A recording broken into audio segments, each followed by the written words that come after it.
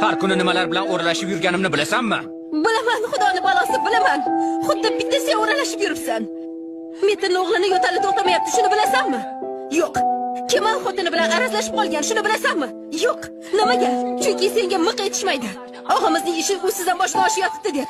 Aybim jim o'tirmaganimmi? Men senaman. Meni ismim, uyim, o'z hayotim bor edi. Hammasiga ko'z yumib ortingdan keldim.